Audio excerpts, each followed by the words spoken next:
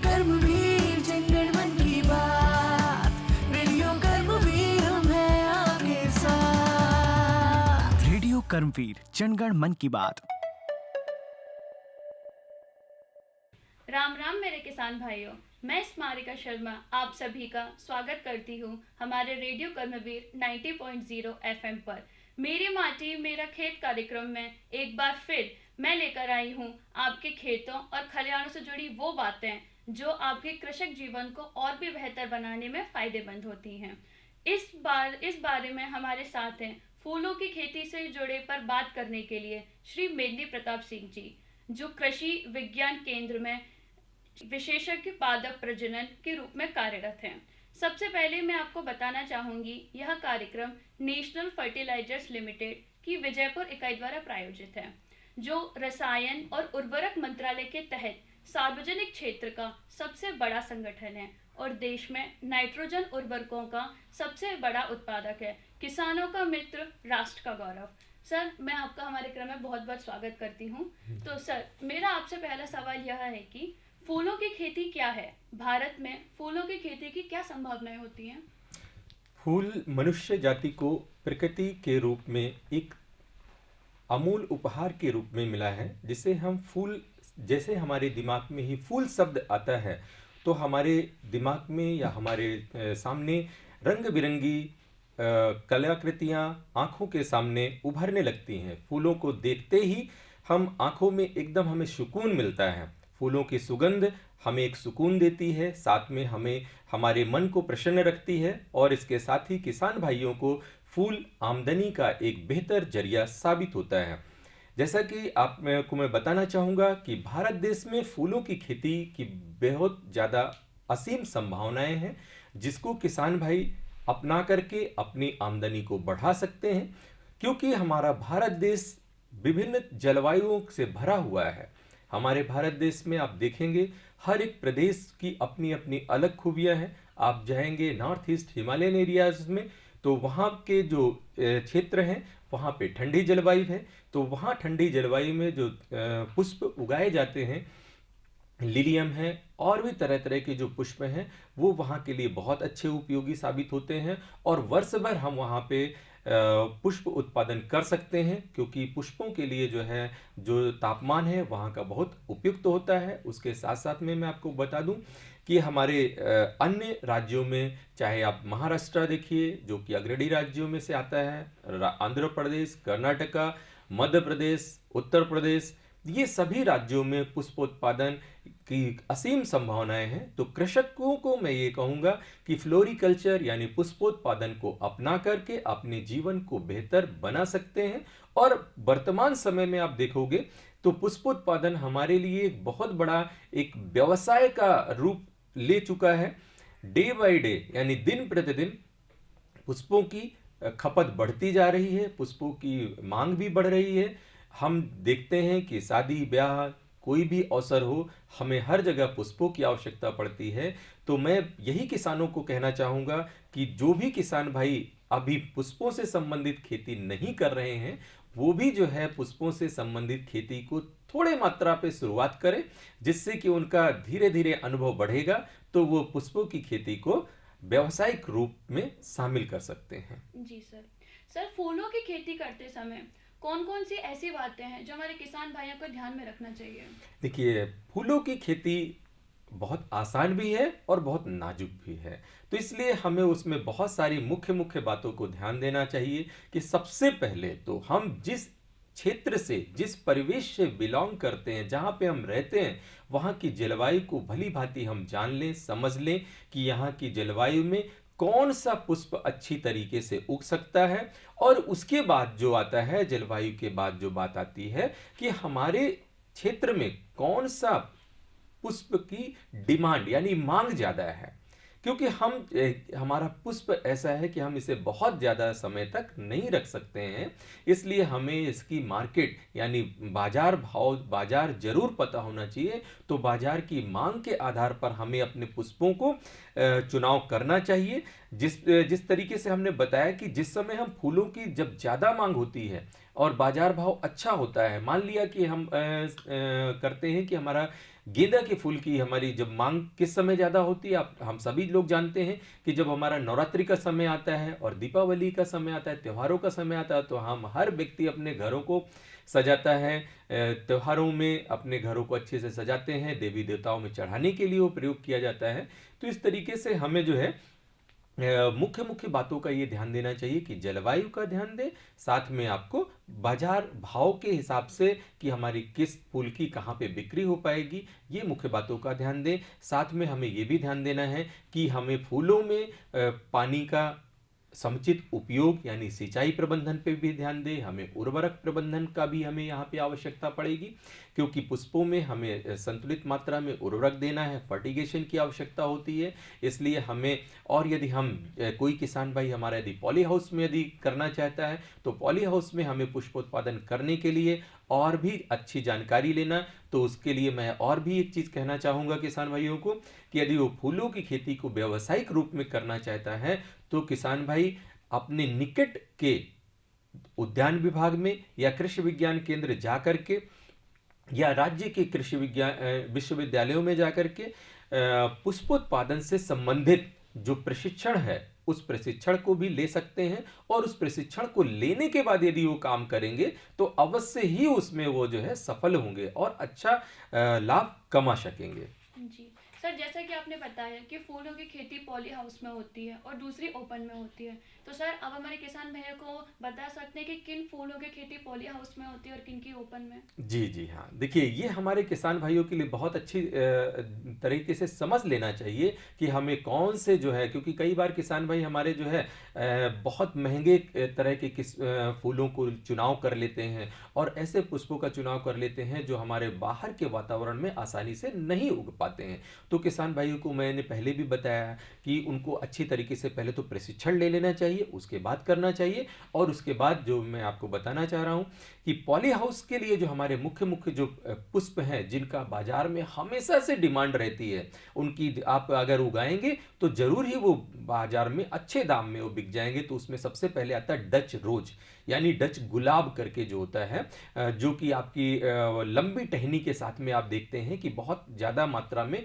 हमारे किस्में जब हम बुके बनाते हैं और वो काफ़ी उसकी एक स्टिक की जो कीमत होती है गुलाब की, क्योंकि वो 1.5 फीट हाइट का लगभग होता है, 1.5 से 2 फीट हाइट का स्टिक होती है, वो मार्केट में उसको अच्छा प्राइस मतलब 18 से 20 रुपए तक का उसको प्राइस मिल जाता है।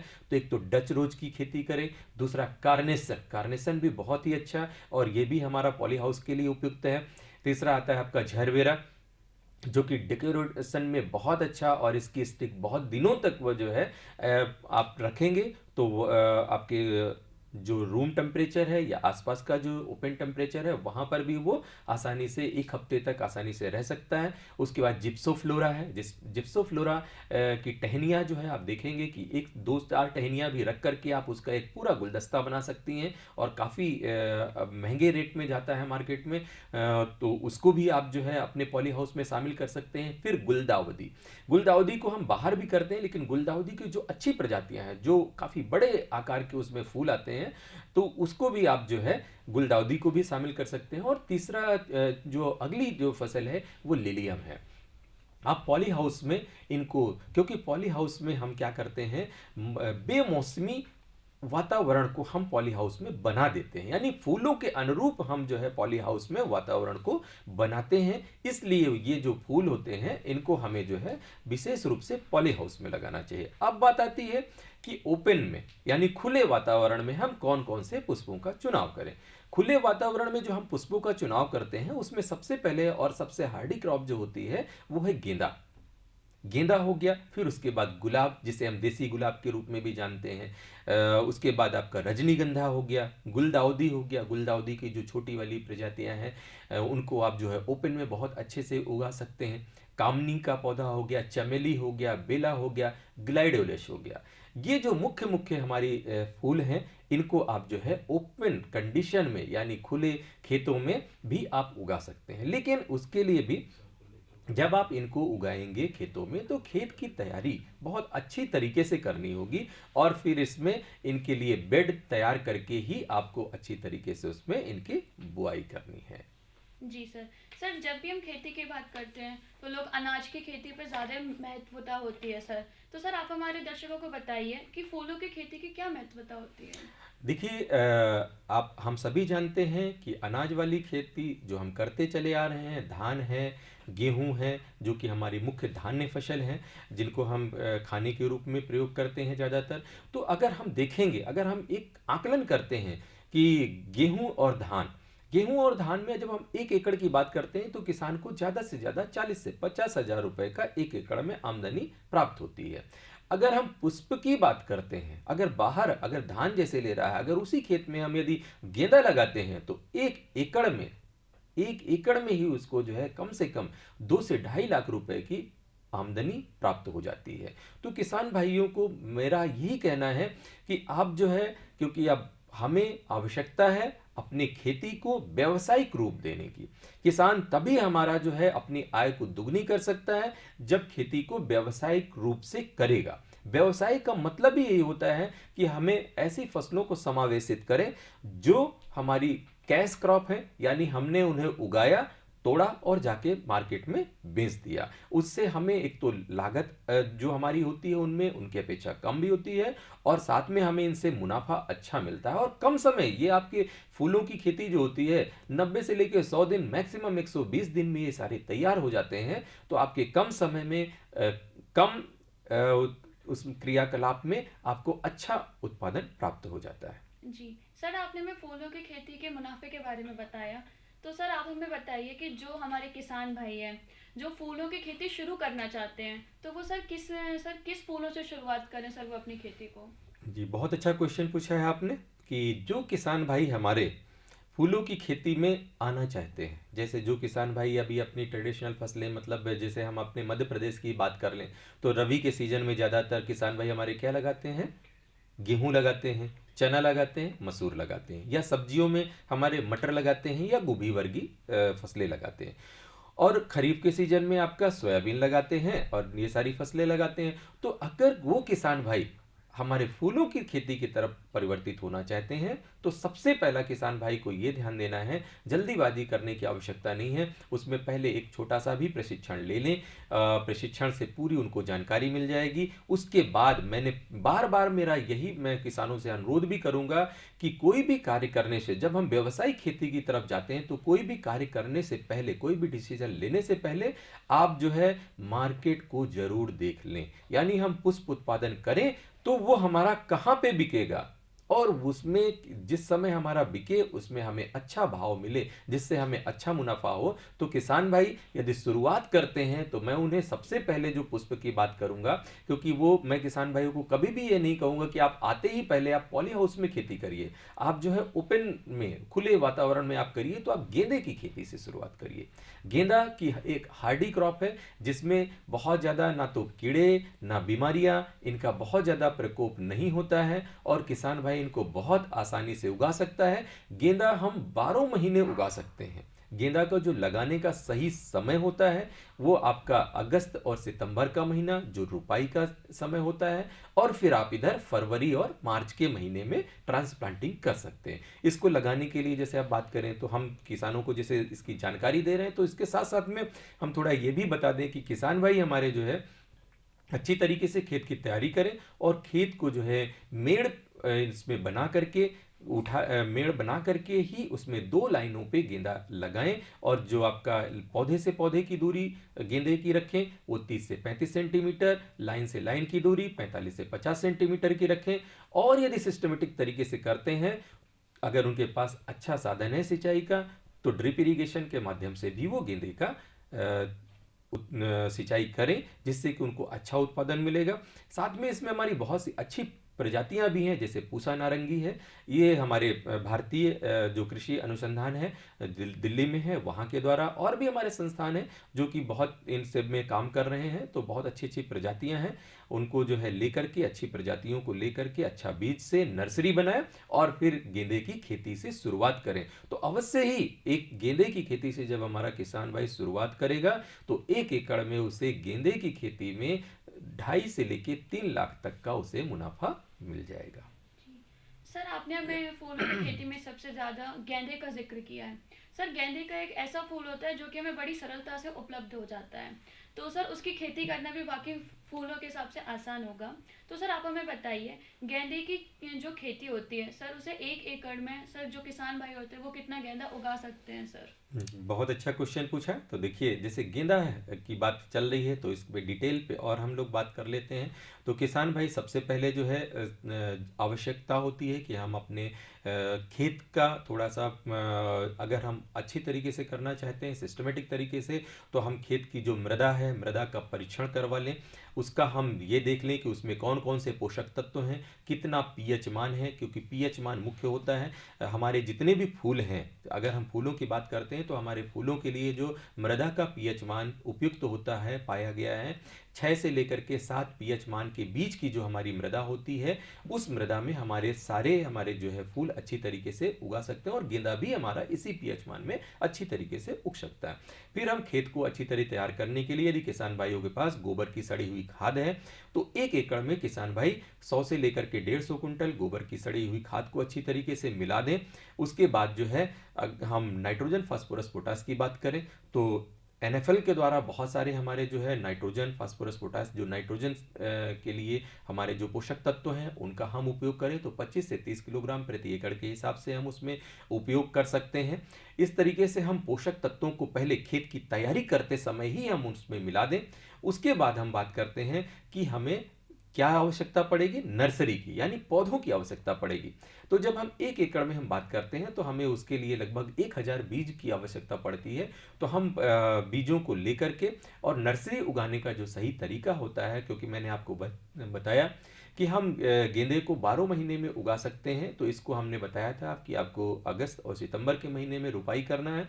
तो नर्सरी हम 1 महीना पहले रखेंगे, यानी हम जुलाई के महीने में यदि नर्सरी रखते हैं तो अगस्त के महीने में हमारा रुपाई के लिए तैयार हो जाएगी।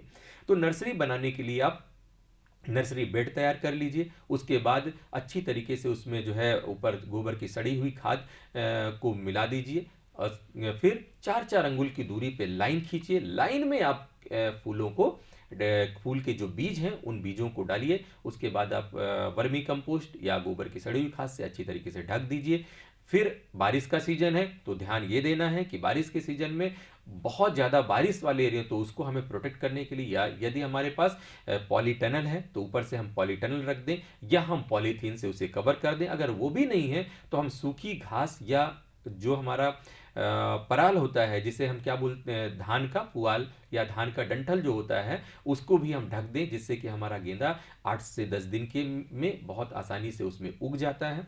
आप देखोगे कुछ किसान भाई हमारे जो है प्रो ट्रे में भी इसकी नर्सरी उगाते हैं। प्रो ट्रे में नर्सरी उगाने के लिए हमारे प्रो ट्रे में जो कल्चर मीडिया हम तैयार करते हैं, उसमें हमारा कोकोपिट, वर्मिकुलाइट्स, इनको मिला करके उसमें डालते हैं। और क्योंकि हमारा जो हाइब्रिड गेंदा है, जो बहुत अच्छी क्वालिटी के गेंदा वगैरह होते हैं, उनका बीज काफ़ी महंगा भी आता है, तो उसको हम एक एक बीज को हम उस प्रोट्रे में एक एक खाने में डालते हैं। इस तरीके से हमारा बीज आसानी से वो 5 से 7 दिन में उग जाता है, और हमारा गेंदा का पौधा 20 से 25 दिन में रुपाई के लिए तैयार हो जाता है। फिर आप जो है अच्छी तरीके से उसको मेड़ में बनाइए, बना करके उसमें जो है थौले बना करके उसमें जो है आप ट्रांसप्लांटिंग करिए। ट्रांसप्लांटिंग हमेशा हमें ये कोशिश करना चाहिए शाम के समय करना चाहिए। शाम का मतलब ये है कि दोपहर के 4 बजे के बाद ही आप ट्रांसप्लांटिंग करेंगे, तो जो हमारी मोर्टेलिटी, यानी पौधों की जो हमारे हम देखते हैं कि पौधे सर्वाइव कम कर रहे हैं, तो वो उसके परसेंटेज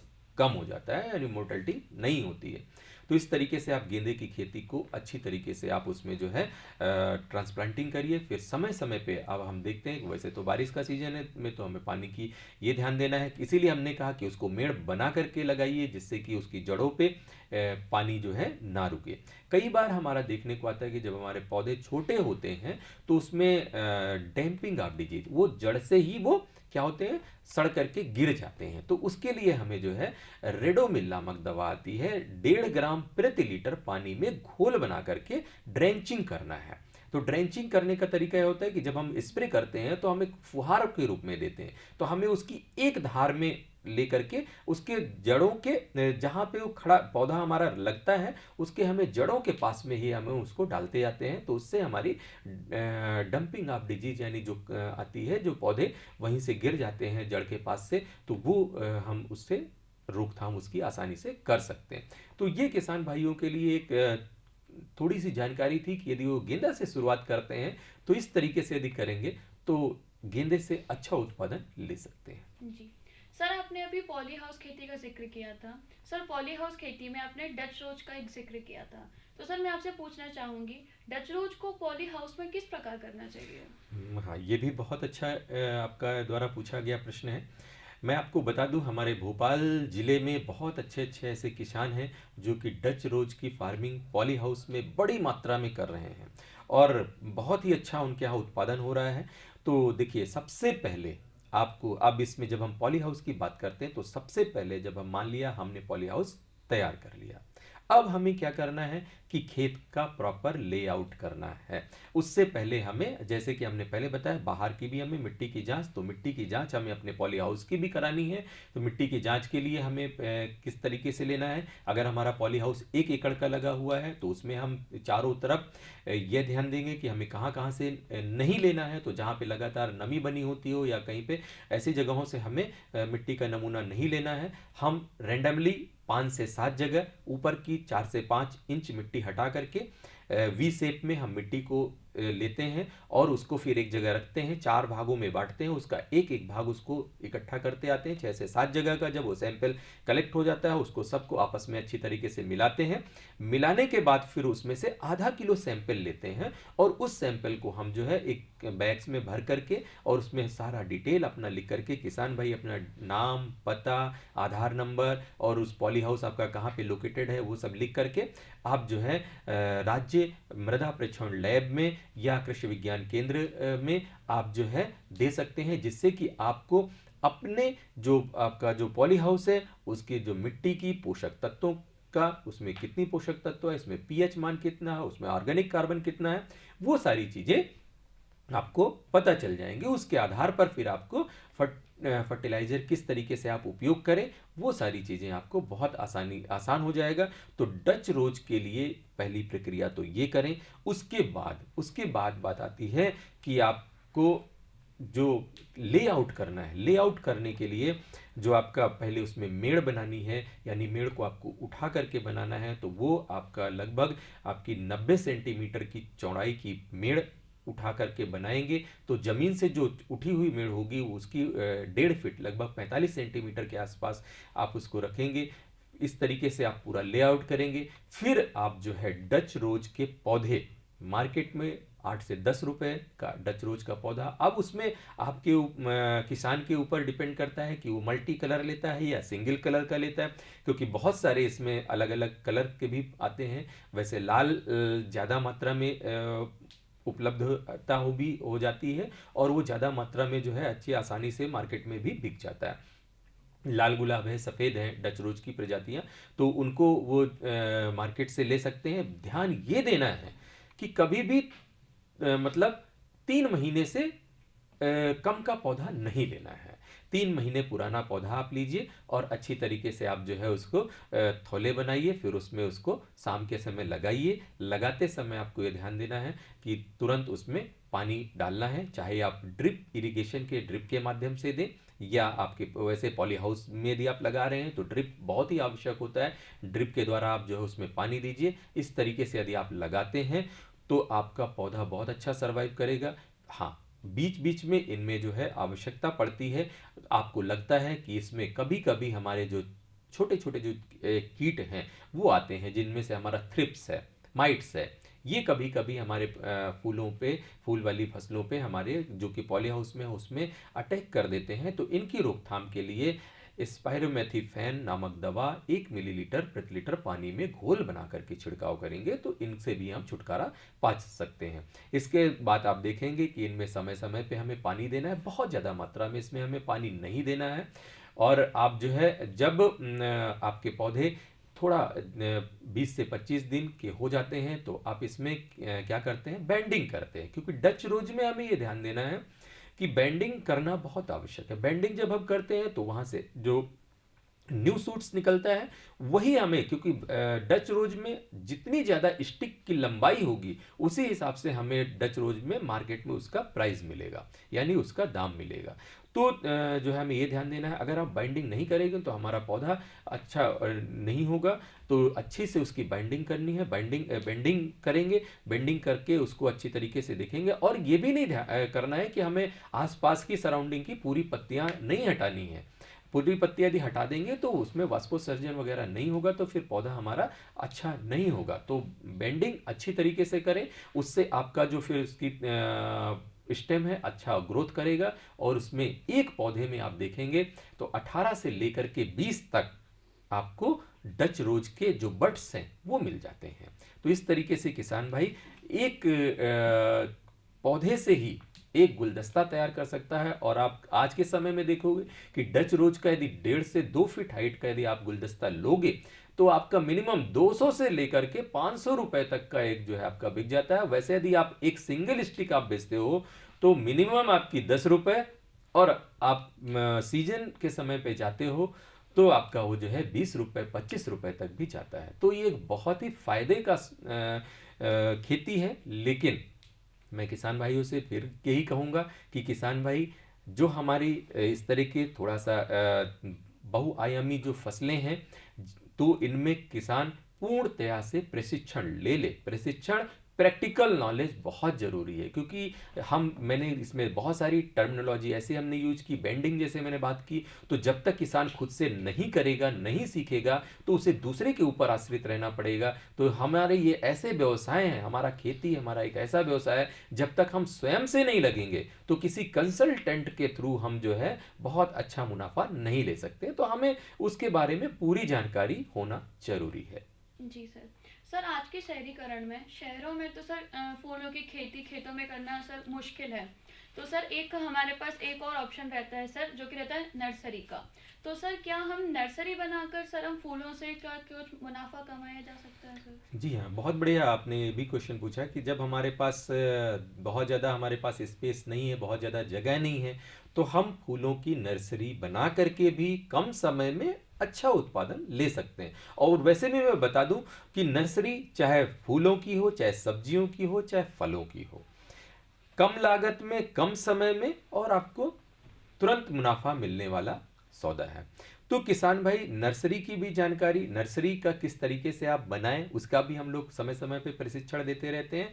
तो मैं हर बार इसीलिए बोलता हूं कि प्रशिक्षण जरूर लें, क्योंकि इसमें जो है जानकारी बहुत आवश्यक है। तो आप जो है फूलों की नर्सरी तैयार करें। आप देखते हैं कि हमारा जो मध्य प्रदेश हो, चाहे कहीं भी आपकी किसी भी देश की किसी भी कोने में आपकी फूलों की खेती जो है के लिए, और आज हम साथ में व्यावसायिक रूप से तो कर ही रहे हैं। आप हर व्यक्ति चाहता है कि हमारे घर में 2, 4, 10 गमलों में फूल जरूर लगे हों। और उसके साथ साथ में हम जो है रूफटॉप गार्डनिंग कर रहे हैं, यानी ऊपर छतों में भी हम गमलों में रख करके। तो ये जो है फूलों की आप नर्सरी तैयार करिए। गेंदे की नर्सरी आप तैयार कर सकते हैं। आप जो है सीजनल पौधे, जैसे आपके बहुत सारे आते हैं, उनके भी आप सबके डहलिया है, गुलदाउदी है, इनके सबके आप पौधे आप तैयार कर सकते हैं। कुछ पौधे हमारे ड्रासिला वगैरह हैं, जो कि हमारे सेड लवर हैं, मतलब छाए में भी आप उनको रख करके अच्छे से उनके पौधे तैयार कर सकते हैं। इनमें हमारा, मैं आपको बताना चाहता हूं कि फूल वाले पौधों में जो प्रोपोगेशन टेक्निक होती है वो कई तरीके की होती है। मानी जो पौधे तैयार करने के, कुछ तो पौधे हमारे डायरेक्ट बीज से होते हैं, जैसे हम गेंदा की बात करते हैं तो डायरेक्ट बीज से होता है। लेकिन हम जब दूसरा जो हमारा बहुत महत्वपूर्ण जो हमारा पौधा आता है, जिसे हम गुलाब कहते हैं, गुलाब आप बीज से नहीं उगा सकते हैं। गुलाब हम बडिंग के द्वारा या कटिंग के द्वारा करते हैं। जब हम डच रोज की बात करते हैं तो डच रोज हमारा जो है आई बडिंग के द्वारा तैयार किया जाता है। ठीक है, तो उसके द्वारा, तो इसीलिए प्रोपोगेशन टेक्निक जरूर समझ लेना चाहिए कि कौन सी नर्सरी किस चीज की हम तैयार करेंगे, तो उसमें हमें क्या करना है।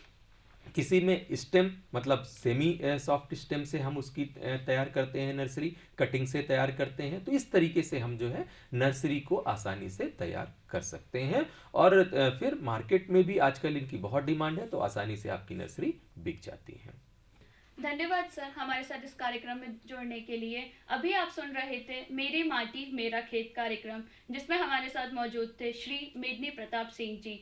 सर ने हमें कृषि से जुड़ी और किसानों से जुड़ी महत्वपूर्ण बातें बताई हैं और फूलों की खेती से भी जुड़ी सर ने हमें बहुत सारी महत्वपूर्ण बातें बताई हैं। इस कार्यक्रम में इतना ही।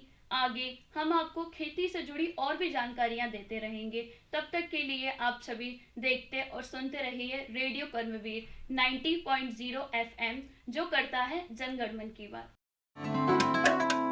आओ हम सब थामे हाथ, गाँव शहर के करेंगे बात, खेतों और खलियानों से जुड़कर करेंगे जनगण मन की बात। 90.0 FM रेडियो कर्मवीर सुन रहे हैं आप, रेडियो कर्मवीर जनगण मन की बात, रेडियो कर्मवीर हम हैं आपके साथ। रेडियो कर्मवीर जनगण मन की बात।